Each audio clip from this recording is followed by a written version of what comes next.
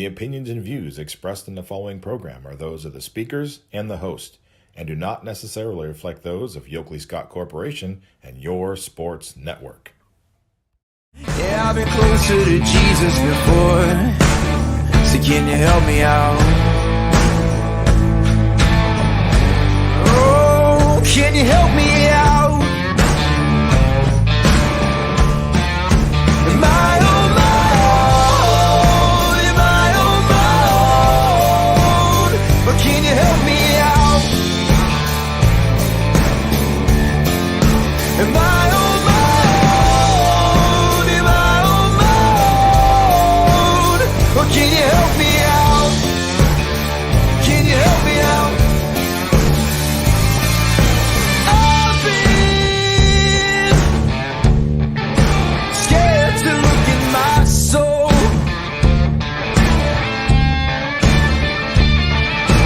I've been afraid I would follow the road. Yeah, afraid of the things I've been told. And hello, everybody, and welcome inside a Tuesday episode of Running Point on ysnlive.com. As always, brought to you by our good friends up in the right-hand corner right there, Greenwood Chevrolet in Austintown. They go the extra mile for you.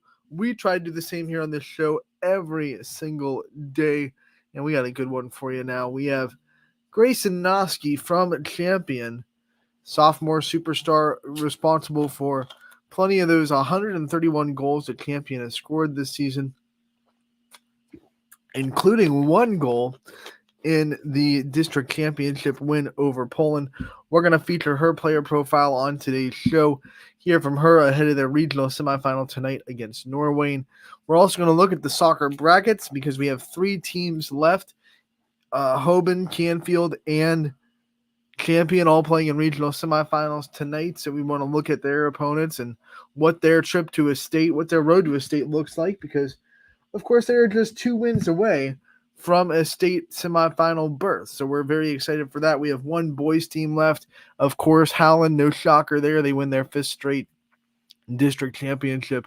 They'll play tomorrow, so we'll talk about their matchup tomorrow on Running Point as well. And then, of course, we have volleyball left on Thursday. All of this, the appetizer to week 2 of playoffs on Friday. So it's going to be a fun week. We continue it on this Tuesday episode. Let's go into the brackets on OHSAA.com, the OHSAA tournament brackets, and see what they look like. Got to find my mouse real quick. There it is. As we bring up the OHSAA website and we look at the statewide tournament brackets here, you can find this pretty easily. If you go to OHSAA, you just go to sports and tournaments up there, you see it. And then you find soccer or volleyball or football or whatever sport you're looking for, and it'll have a breakdown. We'll start with Division I because that, of course, is where we find Archbishop Hoban. And they are down here.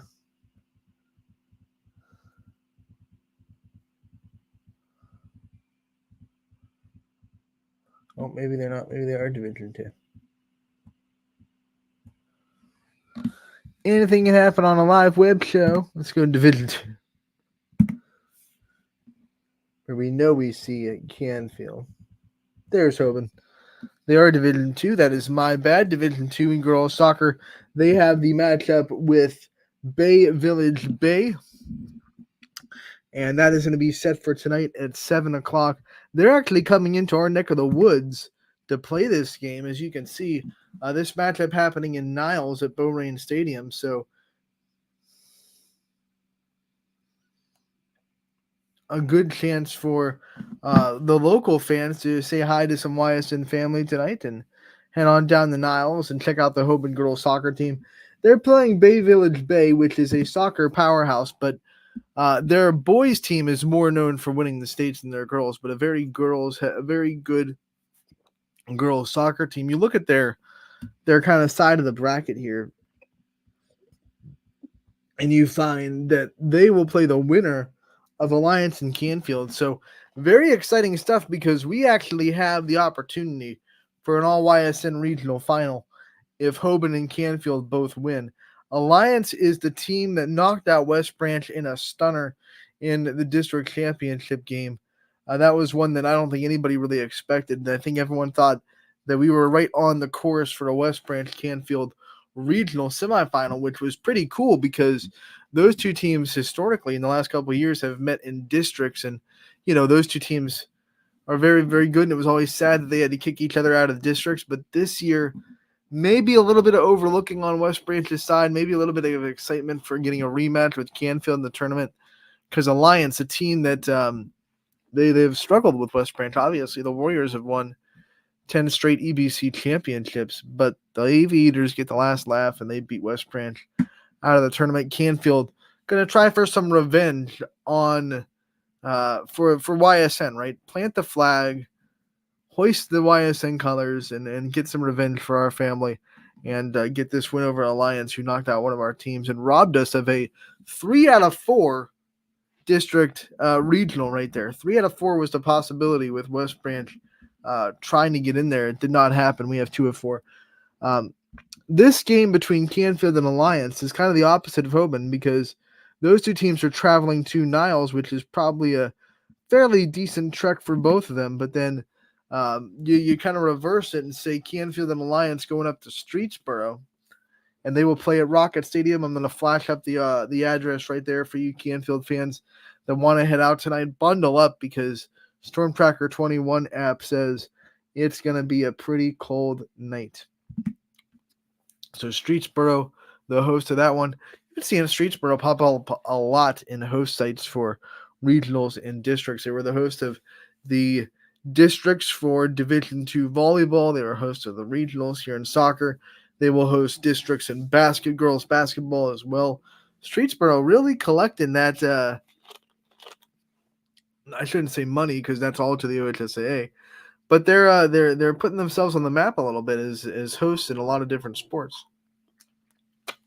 I think their AD's on the district board, so he's been able to use that to their favor. And you'll love when a school gets the opportunity to put themselves in the light like that. So this is kind of the matchup there.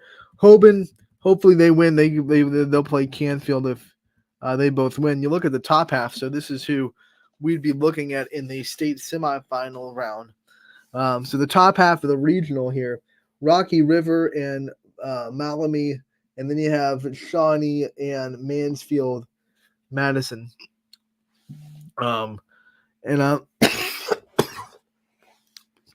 looking at this, and I think you see here, I think Shawnee, I know, doing a little bit of research there, the pretty good favorite to get out of that kind of 4.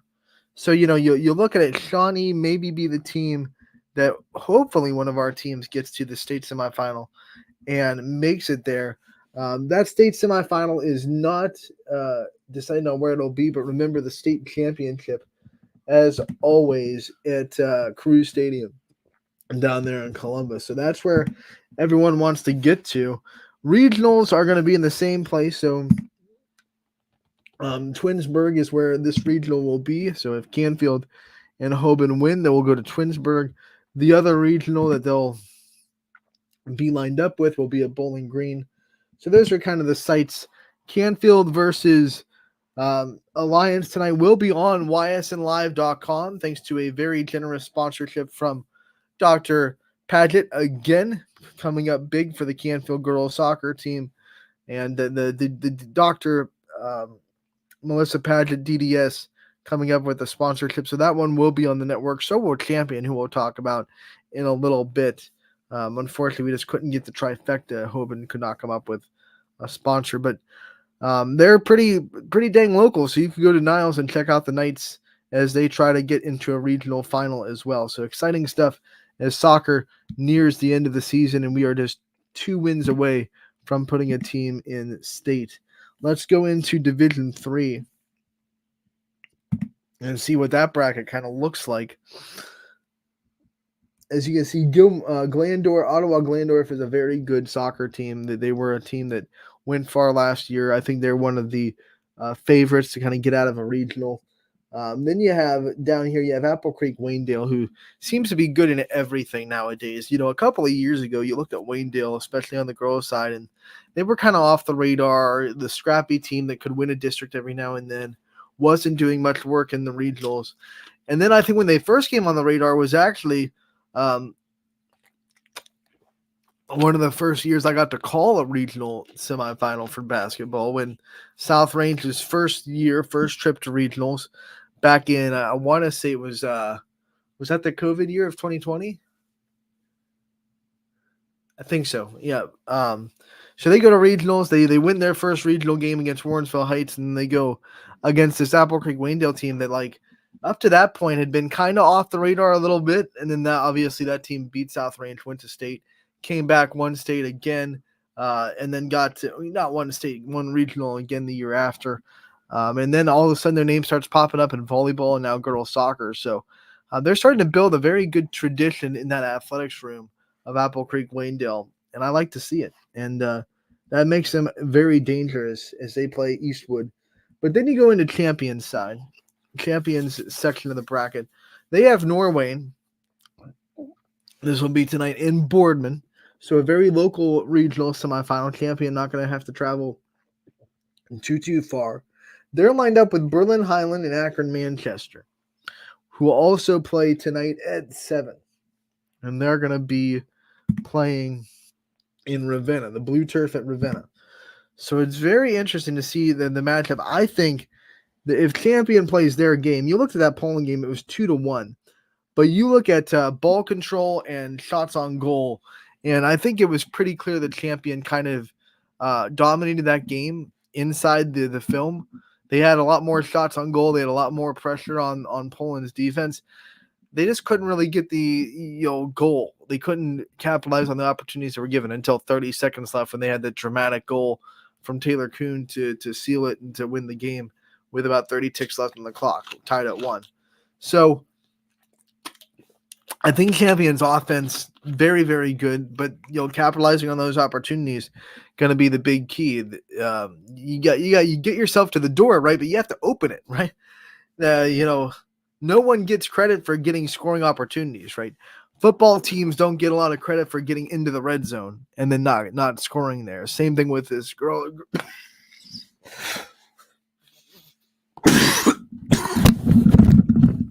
Ooh. That was ridiculous. As I said yesterday, you got to bear with me. I have just a little bit of a respiratory thing going on. Nothing major. I'm not like dying of a cold or anything. I don't have any cold symptoms, but my cough is acting up the last 2 days. So I just literally coughed the mic off the desk. So that's what that was. But Champion, as we're talking about their matchup with Norway, they had a lot of chances against Poland, right? They had plenty of chances. They still get the win 2-1. Like I said, dramatic 30 seconds left goal by Taylor Kuhn to give them the win. But you look at how the ball control was in that game, and you look at how many shots on goal Champion really had. They got to continue doing that, and they've done that all season.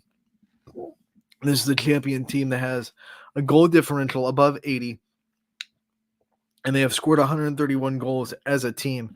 They have 3 players with double-digit goals, so they're a very balanced offense. They have plenty of ways to attack you. You can't focus on one player, but I'm sure Norway is going to circle Taylor Kuhn a couple of times because it seems like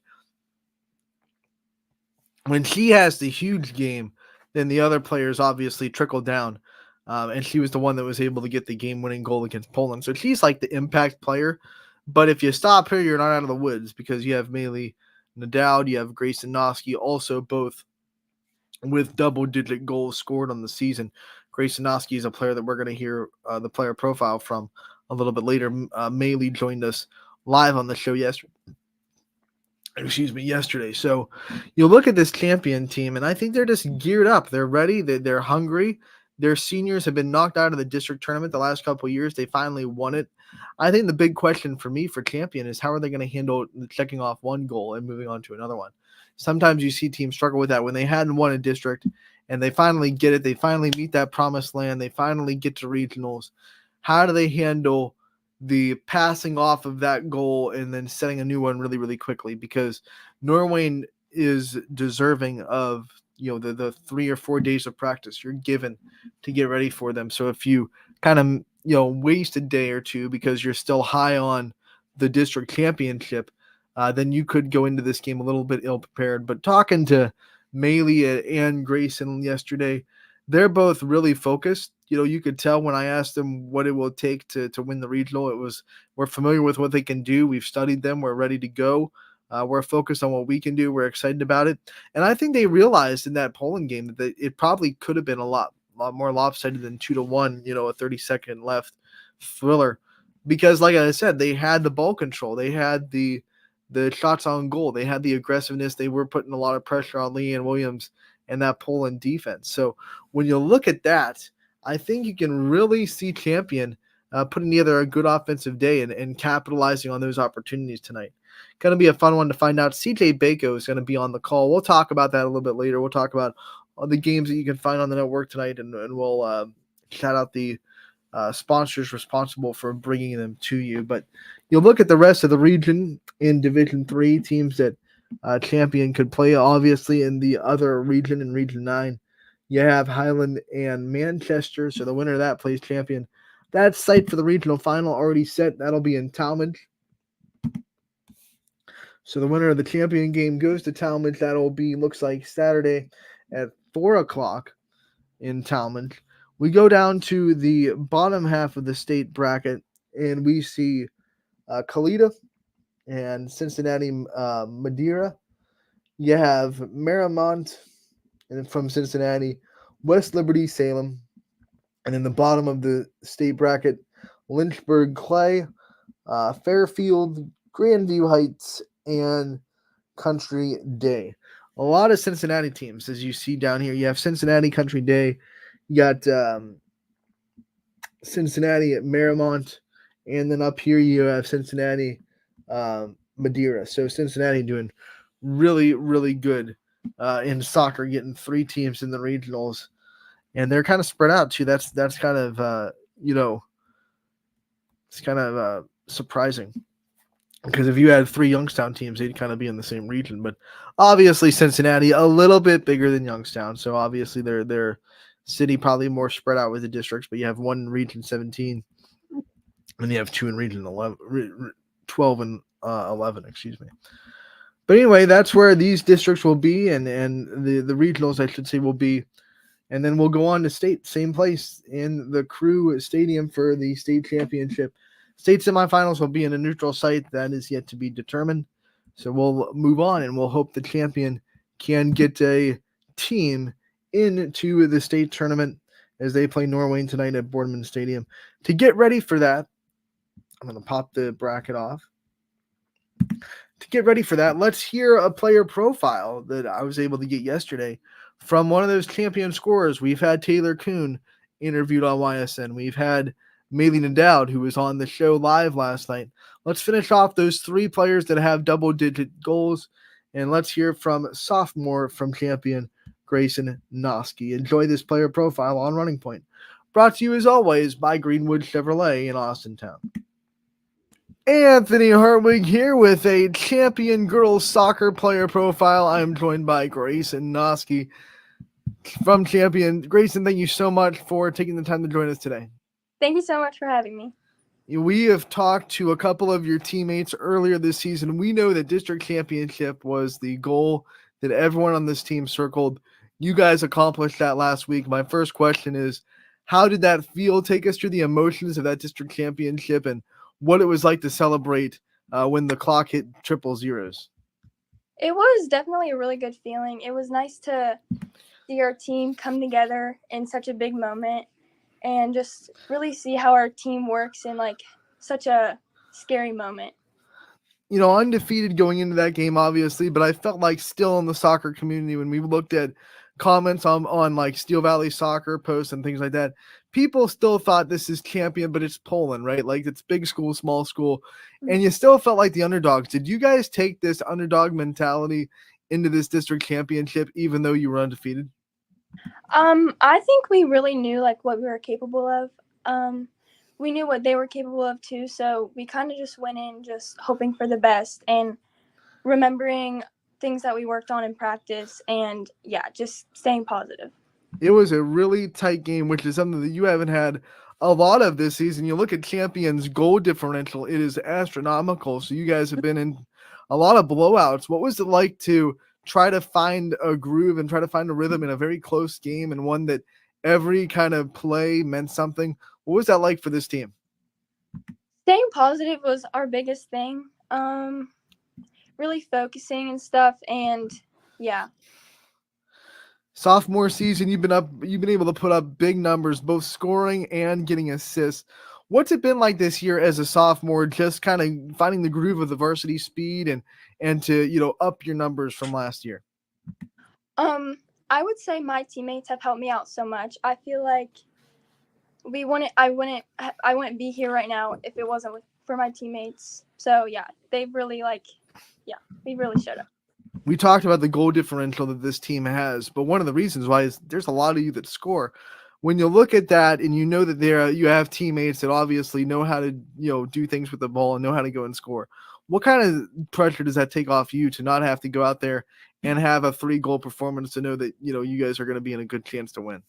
I feel like our team just works so well together. We're very close on and off the field, so just that connection just goes right onto the field. Like we know everybody's like talents and stuff, so it's really nice just like working together. We've been talking about how awesome it is to see how successful you are as a sophomore, but there's a lot of senior leadership on this team.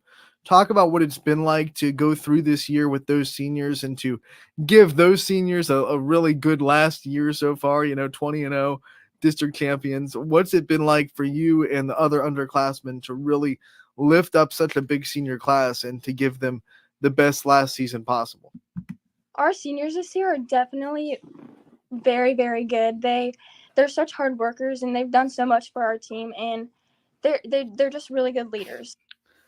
Obviously, Taylor Kuhn gets a lot of spotlight as well. A lot of attention. People love to talk about how good of a soccer player she is. For you and for the other underclassmen on your team, what's it like to look up to a player like that? It's really nice. She's helped us a lot this year. She's a good teacher. She's taught me so many things on the field. She's helped me so much, and it's just good to have her by my side up top and just through the season. She's obviously taught you a lot. If you had to narrow down like the one thing that she's taught you the most or the one thing that she's helped you with the most, what would you say that is? I would say leadership and definitely thinking faster and being able to connect with her up top and to just be on the same mindset as her. She's really good at it. You guys have had a couple of days since your district championship to start getting ready and start putting your mind on regionals. What's that been like? What's it been like to kind of celebrate the district championship, put that away, and then get to work on the next test? Because we knew district championship was a big goal. You check that off, but the season's not over. So what's it been like to kind of put that one away and to focus on the next opponent? Yeah, we've already hopped back into practice. We've watched film. We've talked about the game, but we're ready to move on and just get a win. What do you expect from the regional atmosphere? I know it's your first time playing in that kind of stage. What kind of things do you guys expect from the next level up, going from districts to regionals? We have a lot of confidence, but we also we need to know what they're capable of. And I think we've been kind of realizing that because we're at a high level now. So, yeah. I love having champion athletes on because we talk about the tradition that champion has, especially on the girls' side. There are so many winning programs down there at that school. You talk about girls' soccer that has been good for a long time. Softball obviously has won a bunch of state championships. The girls' basketball team's always good. What's it like to be in an athletics room with so many good athletes, so many programs that have a high standard, and now to say girls' soccer is reaching that kind of height too? It's amazing. It's nice to know that we have other girls to connect with, to talk about our accomplishments, and to just know that we're all doing this together. Everyone asks what they have in the water down there at Champion to always produce such good athletes. From your perspective, what is it about that school system, about that athletics room, about the coaches that lets you guys have so much success? We have so many good programs. Our coaches are amazing. They're so smart, and yeah, they're just constantly pushing us to be better and to do better things. Let's talk about your specific coaches and what it's been like to be under them, and what it's been like for you the last 2 years to just kind of learn as much as you can from the coaches you got at Champion. Our coaches are so good. I love them. I've gotten so close with them this year, and they've taught me so much. I wouldn't be here today if it wasn't for them.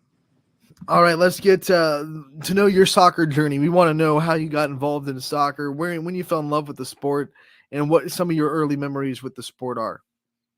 I started playing soccer when I was about maybe 4 or 5.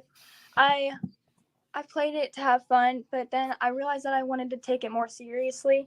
So I got into club, and it just went uphill from there. I knew I was gonna love it forever.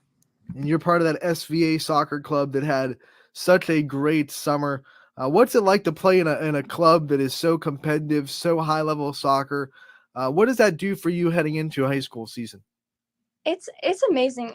It's seriously helped me so much. It's definitely something that you don't get things handed to you there, so you really have to work for your spot. But that's the best part about it, and I think it's just helped me to work harder and the things I want to achieve. We talked to some of your SVA teammates over the summer when that team was obviously having such a good summer. And one of the things that I love to ask them is, obviously when you get into high school, you're playing against a lot of your SVA teammates because that team had exclusively local players. What's it been like for you to play against some of the players that you have on your club team? And then obviously I know Poland's represented there too. So what was it like playing against some of your club teammates in the district championship? It was fun. It was nice to see my other teammates, but it's also important to remember that you're there to win, and yeah. The friendship goes off for the Yes. 2 hours that you're on the soccer field. Let's talk about, like, you said you fell in love with the sport. How much do you love the sport of soccer? Obviously, you're putting so much time into it. Like, do you see it as something that you want to continue after high school and that you want to keep pouring your time into? Of course, I would love to play soccer in college. It's always been a dream for me. So yeah, it's definitely something that I want in my future. I know your sophomore season isn't over yet, but you're transitioning from sophomore to junior, which means you're going to have more responsibilities put on. You're going to be asked to be a bigger leader next year as an upperclassman. What kind of things are you trying to mentally prepare for the future, and trying to take as much leadership advice as you can from the ones that you have now? I think just becoming like mentally and physically stronger when it comes to like soccer and stuff. But yeah, I'm definitely excited for my future. So yeah. Off the field, we know you have to spend some time away from the sport. You have to avoid gassing out and giving yourself mental breaks. What do you do in those times when you just need a little bit of a break from soccer?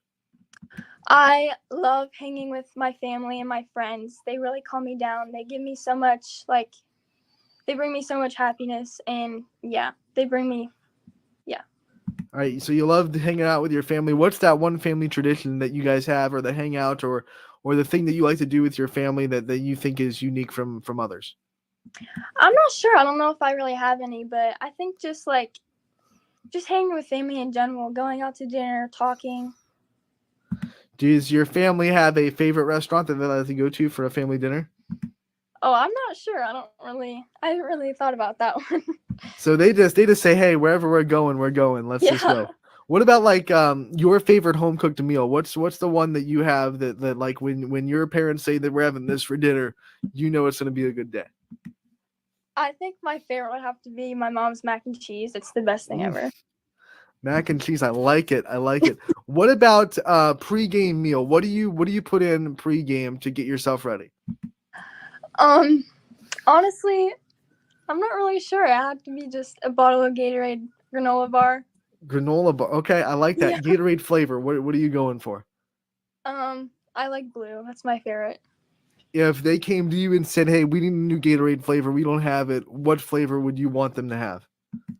Ooh, Ooh, I'm not really sure. I'm not sure all the flavors, but blue's definitely my top. Something blue, right? Let's Yeah. just put something even more blue for Yeah. Grayson. What is your favorite thing about being ed champion as a school system? It's amazing. I love how close we are. We're all so supportive of each other. It's so nice to see all the fans just come and support us. It's amazing. We're all so supportive. All right, we've talked about your favorite dinner and your favorite pregame meal. What about your guilty pleasure dessert? What's your sweet tooth like? I really like chocolate ice cream or strawberry ice cream. That's my favorite.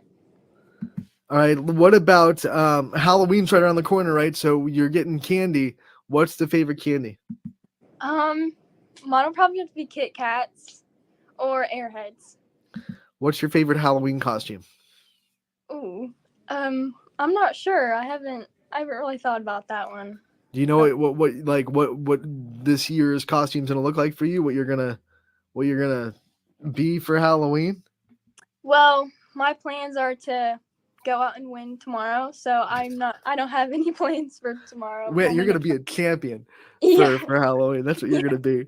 Let's talk about, we talked about your family, obviously, your support system. That's what I'm trying to get at. The people that have your back. I want to give you the chance to give them a shout out and thank the people that have been there for you all throughout your career and the people that you wouldn't be here without. I would have to say my family. They're so supportive. My coaches, they've done everything for me, but I would say mostly my teammates. Again, I wouldn't be here without them. They've done so much for us, and they're just so amazing. All right, Grayson, we want to thank you so much for taking the time to join us. We wish you the best of luck at tomorrow in that regional semifinal. We hope you go on further, and we can't wait to talk to you again real soon. Thank you so much. Grayson Noski getting ready for that regional semifinal tonight against Norway. And Boardman is where you can find it. 7 o'clock is your first kick. It'll also be streamed on ysnlive.com. Thanks to a wonderful sponsorship out of the champion community. So we will take a break, and when we come back, we'll have more Running Point on ysnlive.com. Brought to you, as always, by Greenwood Chevrolet in Austintown. Back in a bit. Hi, this is Zell Bush. Hi, this is Tom Clint. Hi, this is Steve Rossetto. Hi, this is Ryan Miller. Hi, this is Rich Sakui from WRS Wealth Advisors. With our combined 80 years of experience, WRS Wealth Advisors are the area's premier wealth and retirement specialists. Call 330-965-0370 to learn more about our individual and corporate financial planning services. Or visit WRSwealth.com. go Raiders, Go Dogs! Go Cats! Go Dogs! Go Tigers!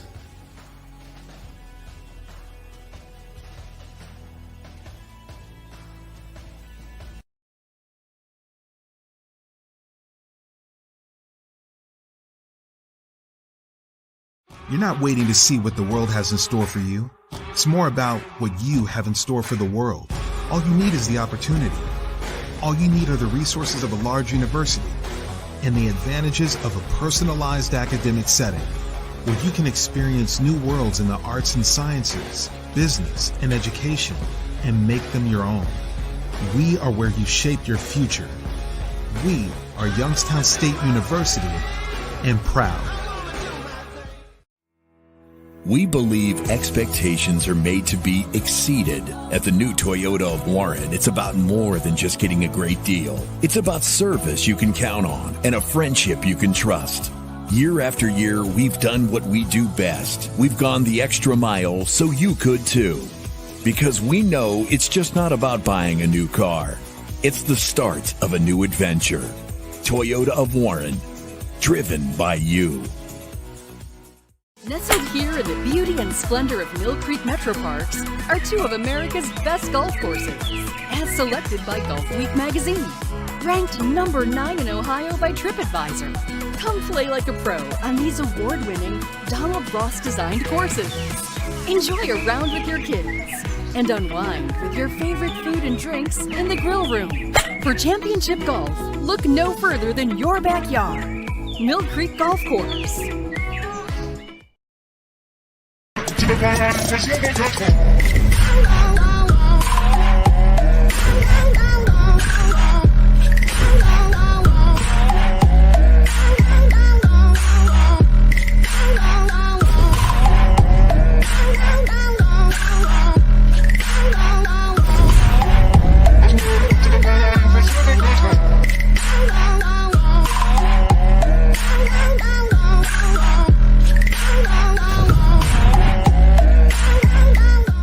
Now you can see every school, to the smallest school, to the intermediate schools, to the schools in the outlying areas. It gives you coverage that you could just never get to before. It's something that's great to experience, and it's opened up a whole new wave of sports viewership.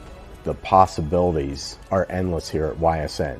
Push the envelope every day. Try something new. If it works, great. If it doesn't, well, let's try another angle, and we just keep moving forward. My name is Mike Ackelson, and my sports network is your sports network. What can you do on over 5,000 acres? At Mill Creek Metro Parks, you can discover unique habitats and wildlife, create memorable family moments, experience history, heritage, and park programs, explore scenic landscapes, take time to relax and be well, connect with nature and each other. Come see what's new at Mill Creek Metro Parks. Plan your trip now at millcreekmetroparks.org. Going the extra mile at Greenwood Chevrolet means taking care of our local customers. And it's just a great feeling to put them in a vehicle and get them all excited about a new vehicle. At the end of the day, our goal is to be someone our customers can count on. And every day I'll go the extra mile for the community so they can trust us. To do anything that would convenience the customer or make them feel more at home. Realizing, number one, that we're here for them and that we're not going to go away. That's what going the extra mile means, only at Greenwood Chevrolet.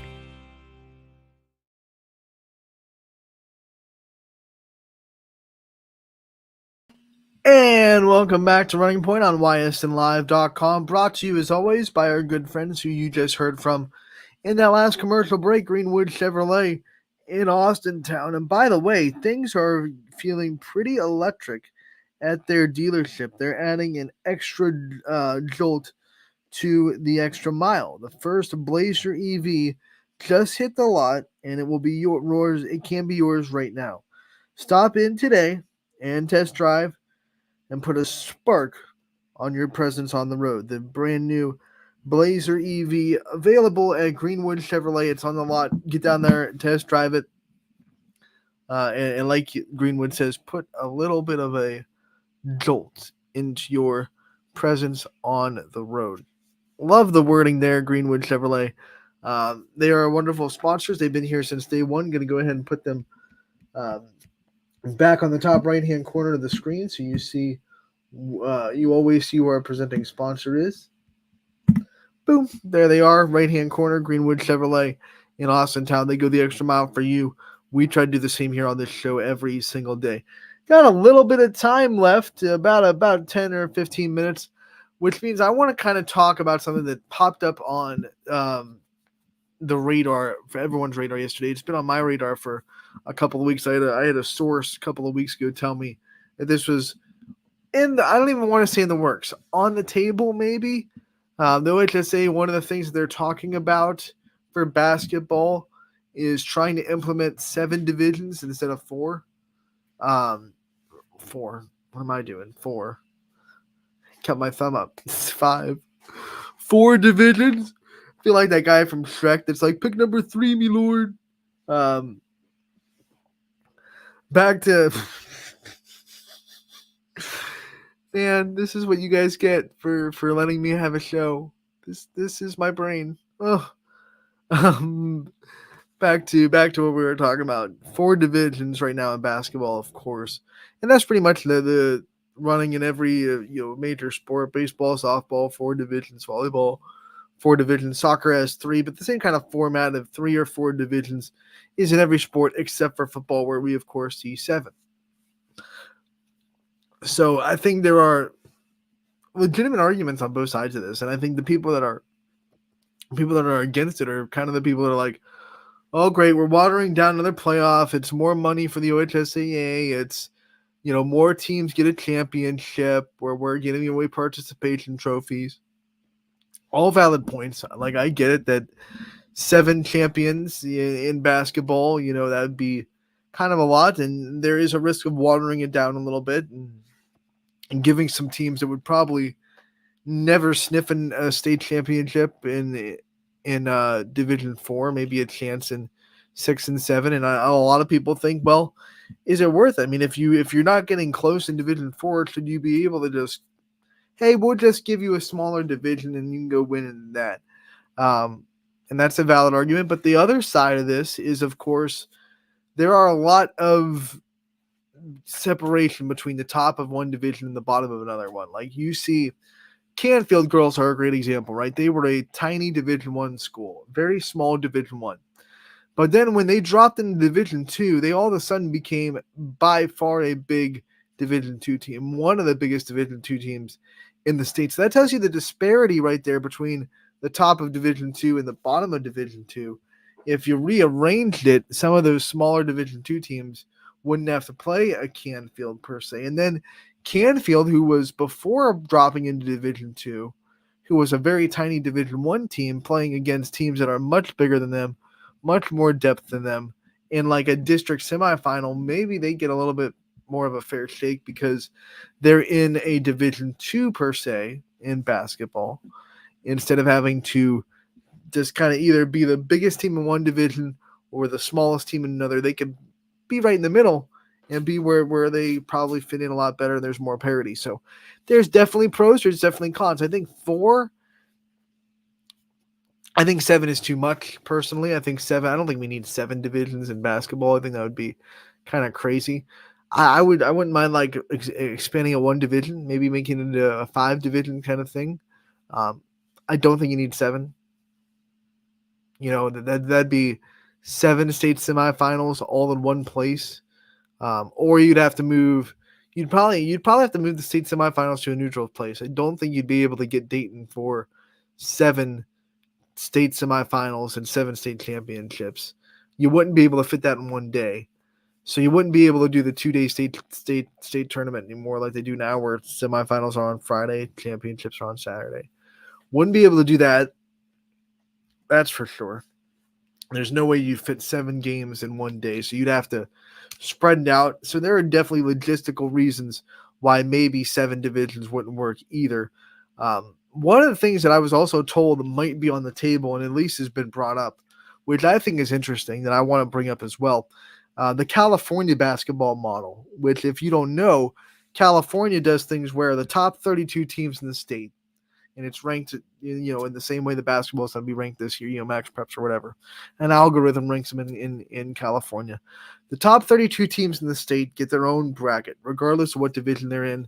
If you're in the top 32, you're playing for your own state championship, and then everyone else is put in divisions accordingly.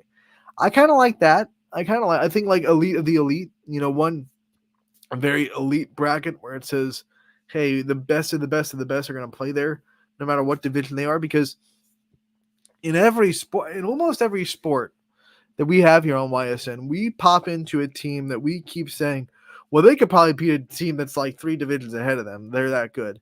In football, we've always said that about Kirtland, right? Division 6, but they're dominating state championships. Maybe Kirtland could beat a Division 14, especially a couple of years ago when they were striding and they were just so dominant. We were saying maybe they could beat a Division 3 team. You know, maybe they're one of the best teams in the 3 divisions that they're in.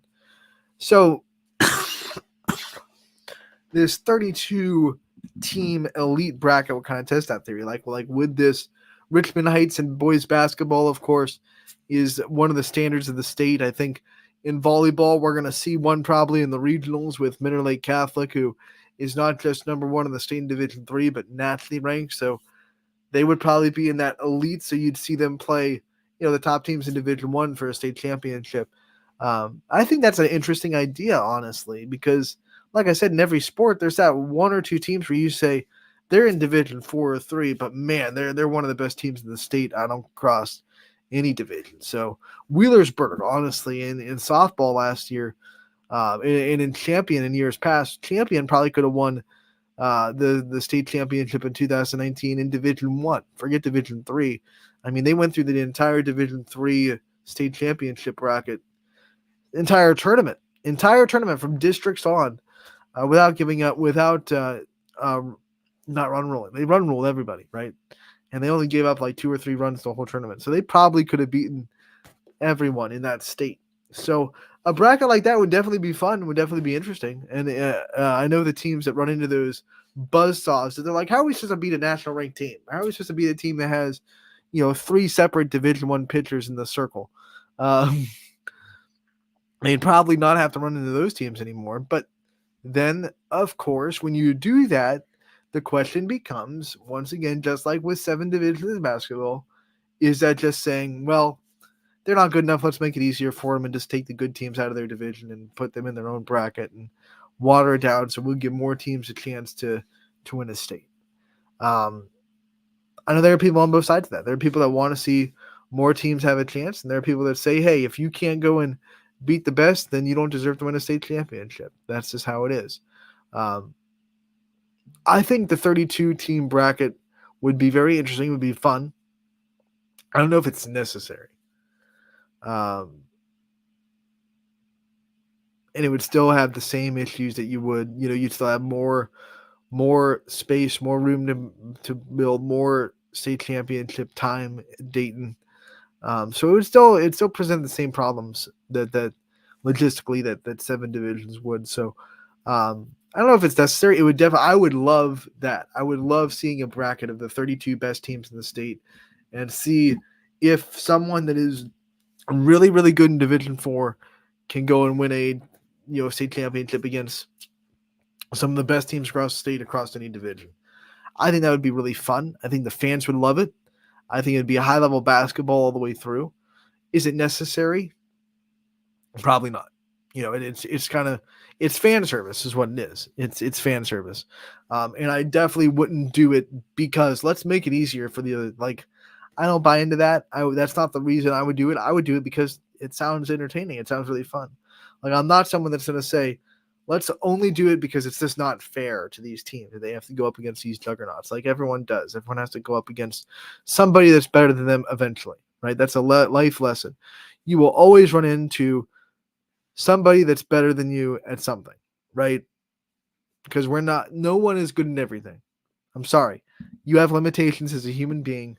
Nobody is perfect, elite at everything. You're going to run into somebody that is better than you at something at some point in your life. And in sports, that teaches you a lesson that, hey, if you're either the best in the state or you're eventually going to run into somebody that's better than you. Those are the two options. And you got to learn that lesson. You can't just, hey, let's just get rid of that team that's better than us and put them in their own playpen so we can be the best. Are you the best, though? Are you? Like, would you? Here's the big question. It just popped in my head. This is how my brain works. This is how we get when you're listening to an Anthony Hartwig show. Would you feel good about winning, let's say, a Division 4 state championship if you knew 2 of the really best teams in Division 4 weren't in your tournament anymore and they were playing in the elite bracket? Like, would that feel just as good to win a state, or would you just kind of say, yeah, we won, but we're not really the best team in Division 4? We're not, because the best team in Division 4 just went into the elite bracket and got into the semifinals or whatever it may be. They weren't playing in the Division 4 state tournament. So are we the best team in Division 4? No, we're the best team after the best team got kicked out. Like, we're the best of the second best, right? Some people would be okay with that and would celebrate the crap out of that, right? Some people would just kind of be like, meh, okay, we won, that's fun. But it would kind of dig into them that we're not really the best team in the state.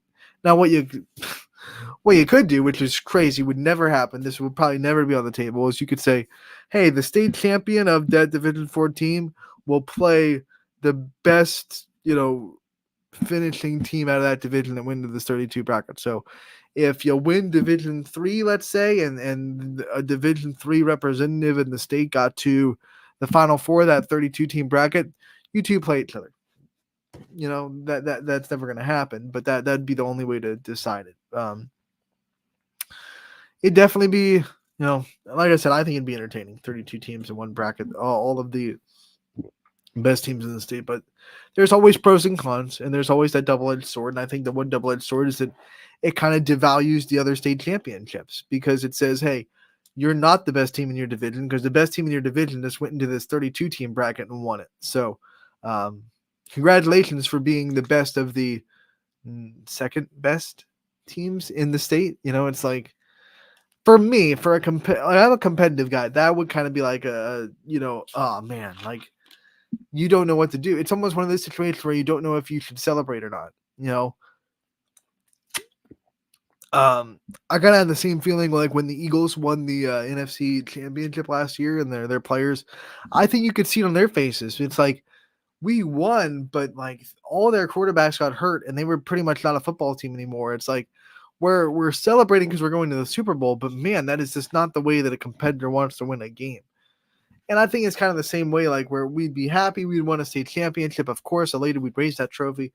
But in the back of my head, I could not help but saying, but the best team in our division moved into this elite bracket, and we didn't get the chance to really be the best. We're not the best. We're the best of after the best got put into another playpen. And that would sit in the back of my head for a little bit, I think. What do you think? Let me know. Let me know. Hit the comments up. I know we only have like 8 minutes left of the show. We're actually at the end of the show, really. But hit me up on social media.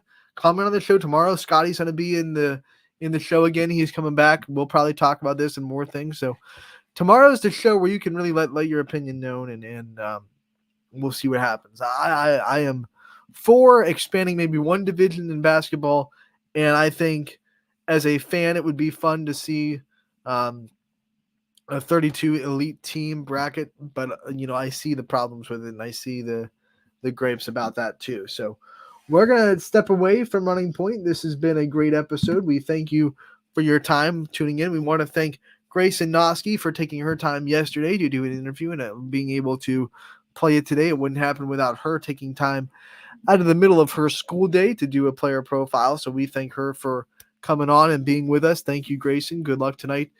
Champion Girls Soccer is on ysnlive.com, and that is thank you to a sponsorship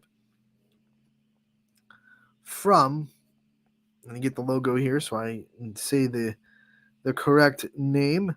It is from Ace Building and Remodeling. That is the sponsor of tonight's Champion Girls Soccer matchup against Norway and Boardman. So check it out on ysnlive.com and make sure to show some gratitude to that particular company that sponsored Champions Girls Soccer. And then Melissa Paget, Dr. Melissa Paget, DDS, is your sponsor for Canfield Girls Soccer tonight. They are playing Alliance in Streetsboro. Both games will be on the network. ysnlive.com/live is where you can find them. Matt Marr and Jordan Barber will be on the call for Canfield. CJ Bako will be on the call for Champion. And with that being said, we will sign off. We say enjoy the night of regional semifinals.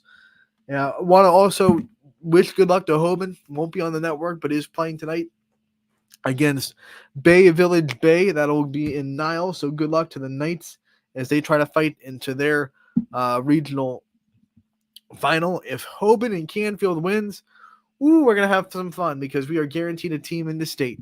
We will be back tomorrow on Running Point from 1 to 2. Thank you so much for tuning in. We'll see you tomorrow.